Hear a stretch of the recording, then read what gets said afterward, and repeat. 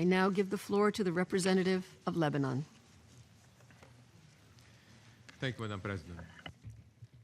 Allow me to start by thanking you for organizing this timely meeting and to express my delegation's deep appreciation to Mr. Robert Seri for his comprehensive briefing. Madam President, we meet today a few days after the adoption of a PRST on July 10, in which all members around this table expressed, and I quote, deep concern at all violation of Lebanon's sovereignty and calls on all parties to fully respect Lebanon's sovereignty, territorial integrity, unity, and political independence within its internationally recognized borders in accordance with relevant Security Council resolutions, end of quote. While my delegation expresses its appreciation for your reiterated calls for full respect of Lebanon's sovereignty, I stand before you today to remind you that the basic foundations of Security Council Resolution 1701 and of this PRST are challenged on a daily basis by Israeli jet fighters.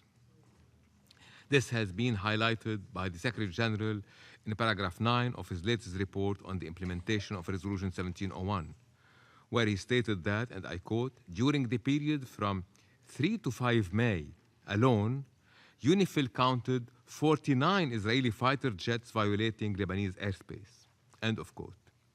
UNIFIL and my government protested these violations, my government in the strongest terms, and called for their immediate cessation. Need I also remind you that Israel persists in violating the territorial integrity of my country by occupying the Shib'a farms and Kfar Shuba hills? Need I remind you as well that Israel delays in even responding to the plan proposed by UNIFIL for ending Israel's occupation of the northern part of Gajar? It's indeed high time that Israel withdraw from the remaining occupied Lebanese territories. Moreover, it's my privilege once again to recognize the determination of the troop-contributing countries and UNIFIL men and women, and to commend their relentless efforts in helping maintain stability and security in South Lebanon. Their determination matches Lebanon's commitment to the full implementation of Security Council Resolution 1701. Madam President, concerning the situation in Syria, let me thank you one more time for the concerns expressed in said PRST regarding the, and I quote, marked increase of cross-border fire from the Syrian Arab Republic into Lebanon, end of quote, which violates my country's sovereignty and threatens to destabilize it. It's a well-known fact that since the beginning of the crisis in Syria, my country adopted a policy of disassociation aiming at safeguarding Lebanon's internal unity and stability from regional conflicts, a policy which has been reaffirmed in the Ba'abda Declaration adopted by the National Dialogue Committee on June 11, 2012. However, disassociation from the Syrian conflict could not and did not mean disassociating Lebanon from its responsibilities toward our Syrian brothers and its obligation under international law and international humanitarian law. As I told you last week, Lebanon will not close its borders, will not turn back refugees, and will continue to provide assistance to them within available means. Yet, let me one more time stress that Lebanon will not be able, within its scarce and diminishing resources, to cope alone with the increased influx of Syrian refugees. Hence, our repeated appeal for the international community to share the burden and to intensify its direct support to Lebanon politically and financially.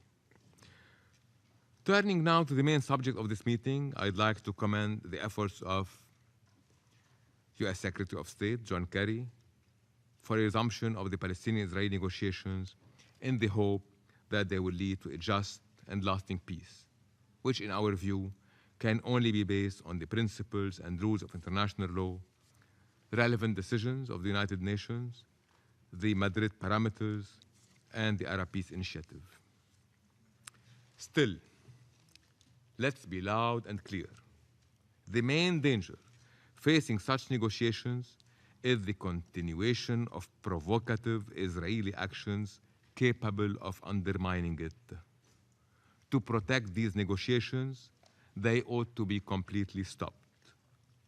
Obviously, there is no better example of such actions than the unabated construction in the past months of Israeli settlements at an unprecedented rate, let alone the approval of new settlement units, the latest being 1,169 units, this late past June, and about 900 so far this month, and how not to mention the ongoing acts of land confiscation, attacks on property, and settler violence. As to the prospects for the success of these negotiations, the issue was eloquently framed in the editorial of the leading Israeli paper, Haaretz, on the 21st of this month, 2 days ago.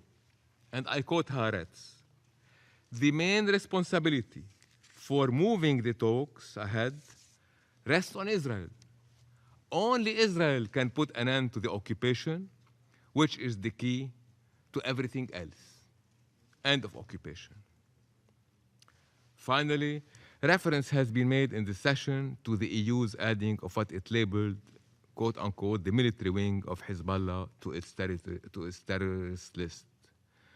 My country, as expressed yesterday by President Michel Slaman, hopes that the EU, and I quote, would re-examine its position on the basis of avoiding hasty decisions, of safeguarding the stability of Lebanon, and of confirming the fundamental options under discussion in the National Dialogue Committee, mainly dealing with the terms of the Abda Declaration and the Presidential Plan for a National Defense Strategy. End of quote.